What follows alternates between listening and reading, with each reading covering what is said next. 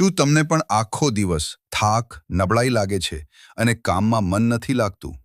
તો સાવધાન, આ શરીરમાં વિટામિન બી12ની ઉણપ હોઈ શકે છે. વિટામિન બી12 આપણા લોહી અને મગજ માટે ખૂબ જ જરૂરી છે.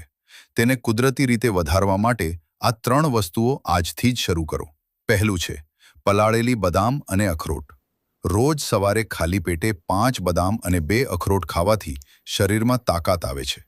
બીજું છે દૂધ અને દહીં. જો તમે શાકાહારી છો તો ડેરી પ્રોડક્ટ્સ તમારા માટે બી12નો સૌથી મોટો સ્ત્રોત છે. રોજ 1 વાટકી દહીં લેવાનું રાખશો તો પાચન પણ સુધરશે અને નબળાઈ પણ દૂર થશે. ત્રીજું છે ફણગાવેલા કઠોળ. મગ અથવા ચણાને ફણગાવીને ખાવાથી તેમાં વિટામિનનું પ્રમાણ અનેક ગણું વધી જાય છે.